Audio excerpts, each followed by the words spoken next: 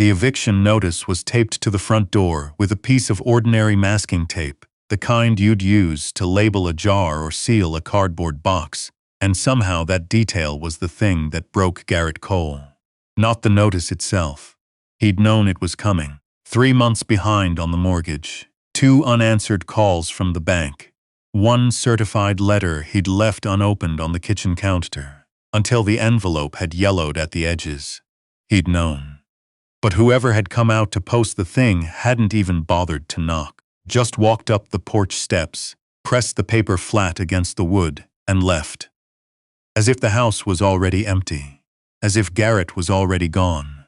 He stood on the gravel drive for a long time with his truck keys in his hand, looking at that piece of paper fluttering in the October wind. Boone sat beside him, a big rust and black shepherd mix with 1 torn ear and a scar along his left shoulder from some trouble. Before Garrett had found him at the shelter 6 years ago.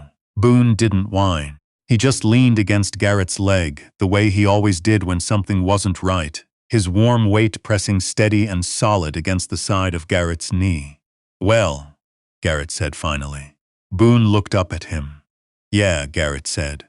"I know." He was 64 years old. He'd served 2 tours in Vietnam before most of the men he'd eventually call neighbors were even born. He'd come back with both legs and most of his hearing, and a particular stillness behind the eyes that his ex-wife Marlene had once described as either strength or damage, depending on the day and her mood. He'd worked 30 years at the lumber yard outside of Ashfield, Oregon, rising from loading dock to yard manager, saving slowly, buying the house on Creston Road when he was 41, with the feeling that he'd finally done the arithmetic right. Then the yard had closed. Then his knees had gone. Then Marlene had taken the sensible way out and found someone who didn't wake up at 3 in the morning, with his hands balled into fists. Someone who could hold a conversation at dinner without going somewhere else behind his eyes. He didn't blame her. He'd told her so, though she hadn't seemed to believe him. Their son, Greg, lived in Phoenix with his wife, and 2 kids Garrett had met exactly 4 times. They sent a card at Christmas. Last year the card had a photo of the family in front of a decorated tree, everyone in matching red sweaters, smiling the kind of smile people smile when someone says smile. Garrett had kept it on the refrigerator until March, when he'd taken it down without knowing exactly why. He hadn't called Greg about the house. He didn't know how to make that phone call without it turning into something else. Something that would require more from both of them than either one had left to give. So on the 23rd of October, with 38 degrees on the truck thermometer and the sky the color of old dishwater, Garrett Cole loaded what he could into the bed of his F-150. Sleeping bag, camp stove, 2 duffel bags of clothes, a water filter he'd bought years ago and never used, his father's old hunting knife, a hand axe, rope, a tarp, 4 boxes of oatmeal, canned beans, salt, coffee, a bag of dog food, and Boone's chewed-up tennis ball, and he drove north. He didn't have a plan. That was the honest truth. He drove north because north was where the trees got thicker, and the roads got emptier, and the world gradually stopped asking things of you. He had $412 in his checking account, and a quarter tank of gas and a dog who trusted him completely, which was either a comfort or the most frightening thing he'd ever been responsible for. He drove for 4 hours before he turned off the highway onto a logging road he'd used once, maybe 15 years back, for a hunting trip with a man named Pete Oxner, who'd since moved to Idaho and stopped returning calls. The road ran east through stands of Douglas fir and western hemlock, climbing steadily, narrowing until the branches scraped the sides of the truck, and Garrett had to slow to a crawl to keep from dropping a wheel into the drainage ditch running alongside. He parked where the road ended at a rusted gate, Forest Service land beyond. He sat in the truck with the engine off, listening, wind in the tops of the firs, a creek somewhere below him, moving fast over rocks, Boone's breathing in the back seat, nothing else. He was already cold. The first few days were honest about how bad this could get. Garrett made camp under a rock overhang he found, by following the creek east for half a mile, a ledge of basalt that jutted out maybe 8 feet over a relatively flat shelf of ground, enough to break the rain that started on the second night and didn't stop for 36 hours. He strung the tarp across the front of the overhang, tied it to a pair of hemlocks with paracord, weighted the bottom edge with river stones. It wasn't a shelter. It was an argument against the weather, and the weather wasn't fully persuaded. He was wet and cold, and his knees ached in the way they ached when the barometric pressure dropped, which was a reliable forecast for misery. He ate oatmeal out of the pot without tasting it, and fed Boone from the bag, and watched rain come down in gray curtains across the creek, and tried not to think about the house on Creston Road, which he failed at. He thought about the kitchen, the way the afternoon sun came through the west window and made a particular shape on the floor around 4 o'clock. He thought about the porch, the third board that always creaked, the way you learned to step to the right of it without thinking. He thought about the cedar smell of the closet in the back bedroom, and the sound the furnace made when it kicked on in the night, that low, reliable thump that meant warm, that meant here, that meant yours. None of it was his anymore. On the 4th day, the rain stopped, and Garrett went to work. He hadn't meant to make anything permanent. He'd told himself he was waiting. Waiting for what? He couldn't have said. Some better option to present itself. Some call from Greg maybe, though he hadn't told Greg where he was. Some clarity. But the cold was getting serious. The nights dipping into the 20s, and Boone had started sleeping, pressed against his chest in the sleeping bag, which told Garrett everything he needed to know about the margin they were operating in. The rock overhang was the best thing he had. He walked it slowly, studying the way the stone curved, where the water ran when it rained, where the wind came from, where the cold air pooled at night. He was a man who'd spent 30 years understanding how materials behaved. He knew where to look. The back wall of the overhang was solid basalt, cold and dry. The ceiling sloped down toward the front, rising at the rear to maybe 6 feet, enough to stand. The floor was a mix of packed earth and flat rock, workable. On the right side, a natural crack in the stone ran vertically for about 4 feet, a seam where water had worked through the rock over centuries. He studied that crack for a long time, then began gathering materials. He cut poles from young hemlock, nothing more than 5 inches across, straight as he could find, and notched them with the hand axe, fitting them into the crack in the basalt and wedging them with smaller stones until they held. He built a front wall this way, rough and irregular but solid, leaving a low doorway that you had to duck through. He packed the gaps with mud from the creek bank, mixed with dry grass and pine needles, pressing it in with his fingers, smoothing it flat. When it dried, it held surprisingly well. Not airtight, but better. He cut more hemlock and laid a roof across the front section, overlapping boughs of fir on top in layers the way shingles overlap, shedding water down and away. He worked through the afternoon until his hands were numb, and his knees had gone from aching to something past that. And when he stepped back and looked at what he'd built, Boone sat in the doorway and looked at it with him. "Don't laugh," Garrett said. Boone wagged once. The chimney was the hard part. He needed fire. That was plain. But fire inside an enclosed space without ventilation was a death sentence, and he knew it. He spent 2 full days working it out, moving a small test fire to different spots under the overhang, watching where the smoke went, how the air moved through the space. There was a crack in the ceiling at the rear of the overhang, a natural fissure about 4 inches wide that ran to the surface above. He widened it with the axe and the hunting knife, carefully, spending a whole morning on it, and then built a small stone firebox below it. Flat stones set in mud, a channel of stacked stones rising from the box to the fissure. Nothing as clean as a real chimney, but enough to draw if the fire was built right and the wind was coming from the west. He built a small fire that first evening and lay on his side watching the smoke, barely breathing. It curled up, hesitated, then moved steadily toward the fissure and disappeared. He exhaled slowly. "There it is," he said to Boone. Boone put his head on his paws and watched the fire with the deep satisfaction of a creature who had never needed to understand why warmth was remarkable, only that it was. The food question was one he couldn't put off. He'd rationed the canned goods carefully. But by the third week he was looking at 6 cans of beans, 2 of corn, and about a pound of oatmeal left. The dog food was lower than he wanted to think about. He hadn't brought fishing tackle, which was a thing he'd considered a failure of planning, and considered regularly, especially lying awake at 3 in the morning, listening to the creek. The creek. He walked it one morning from his camp eastward, following the sound of faster water, until he found a section where the stream narrowed between 2 boulders, and the water moved in a hard chute before spreading into a wide, shallow pool below. He stood at the edge of the pool and watched for a long time. Then he saw the first flash of silver.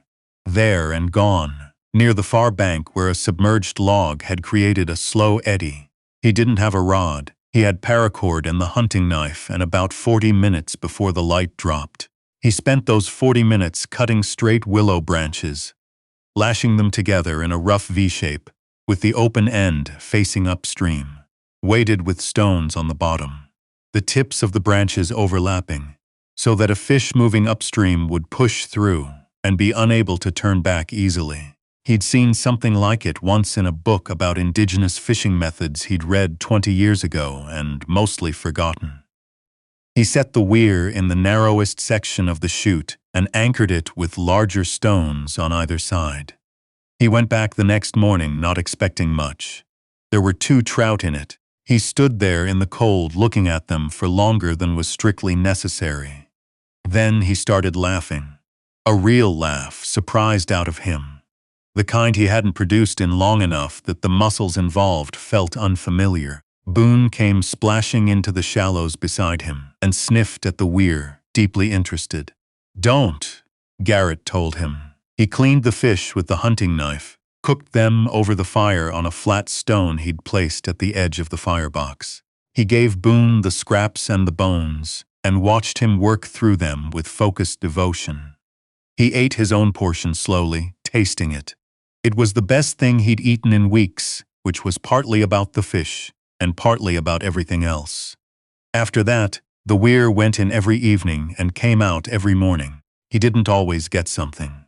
3 days in a row in early November he got nothing, and he recalibrated the position, moved it to a deeper pool farther upstream, and found better luck. He supplemented with dried mushrooms, hen of the woods, mostly, which he could identify with confidence. And once, after a long cold afternoon of searching, a patch of late-season chanterelles on a south-facing slope where the soil was still soft. He dug wild onions from the creek bank, their smell sharp enough to make his eyes water. He found a stand of cattails and harvested the starchy root bases, which he boiled and mashed into something that Boone regarded with philosophical tolerance. He built a small cold storage cache in the back of the overhang against the coldest section of stone, stacking cleaned fish layered with clean snow that he packed in during the colder nights. It wasn't a perfect system, but it kept.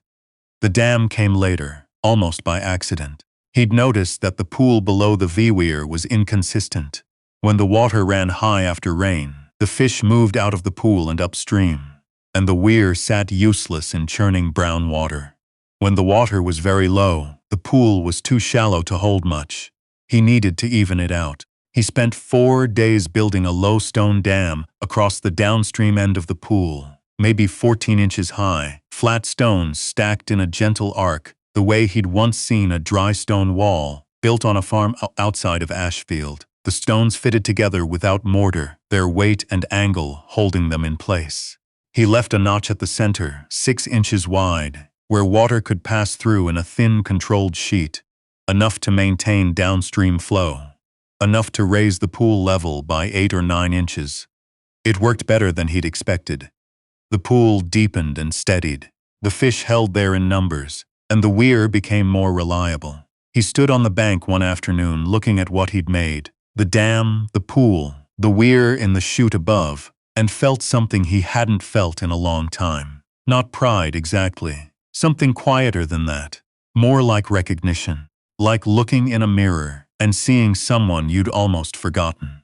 Boone got into the pool once, thoroughly scattering every fish in a 50-foot radius, and then looked at Garrett with an expression that Garrett had long ago decided was either apology or shamelessness, and he'd never been fully certain which.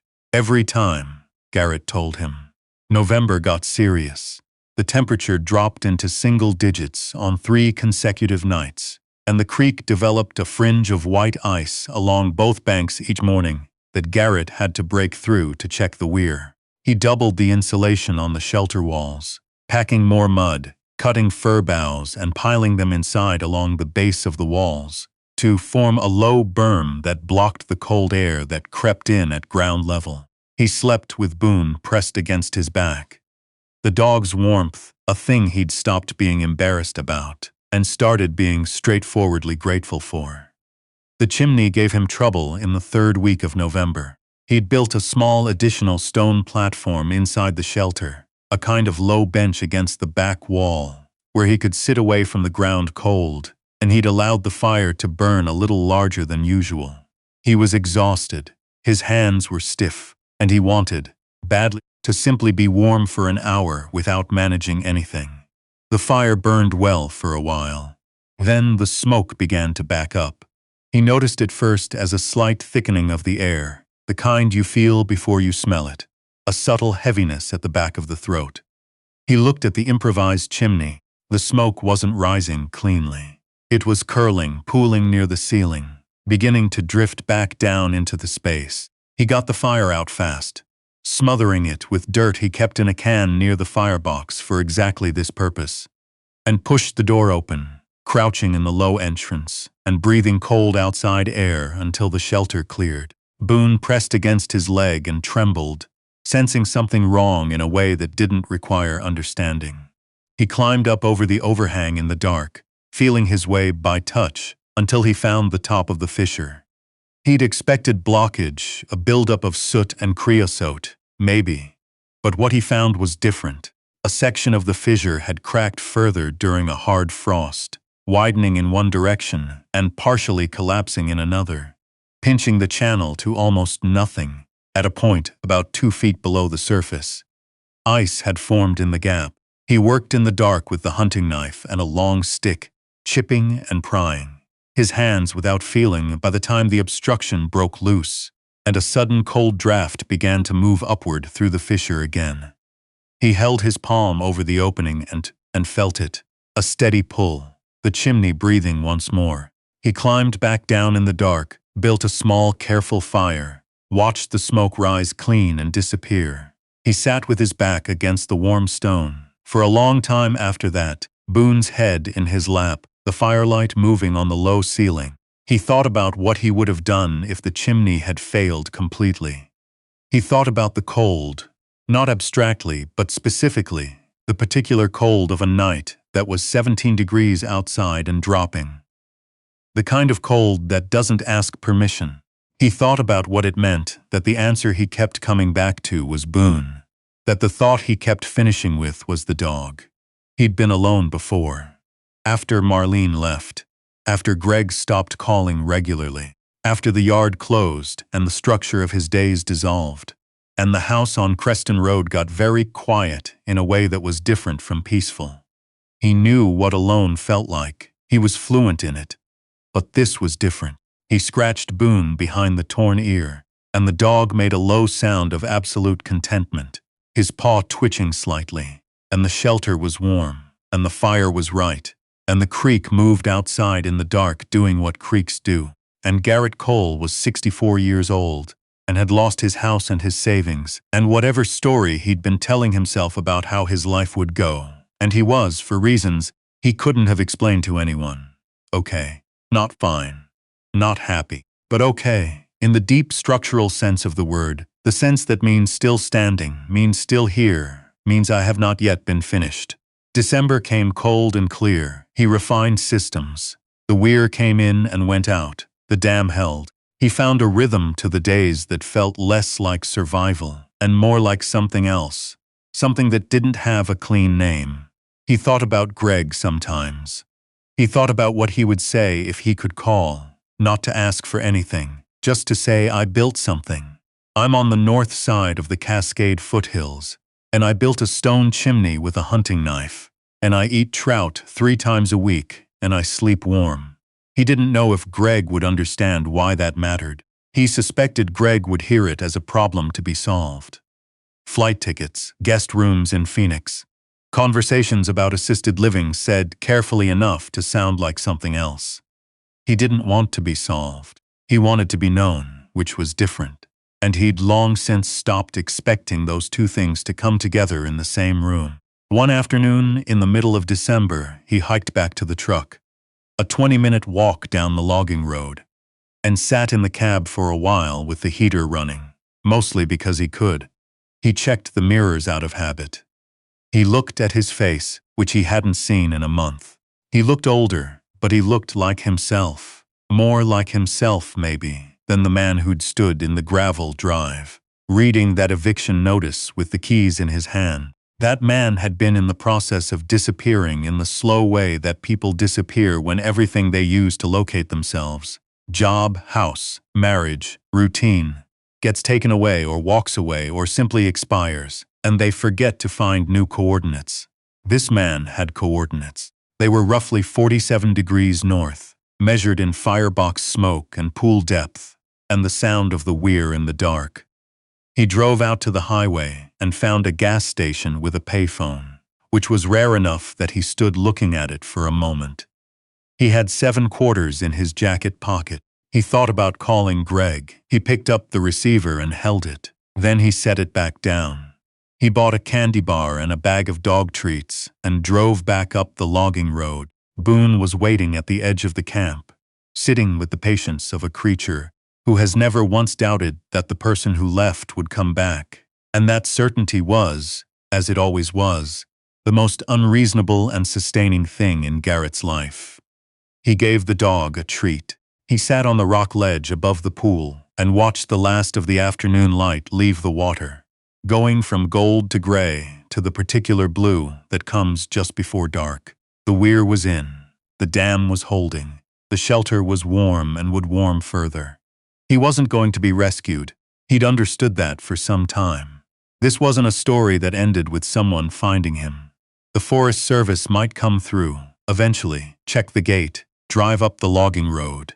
His truck would be visible. Questions would be asked. But that wasn't a rescue. That was a conclusion.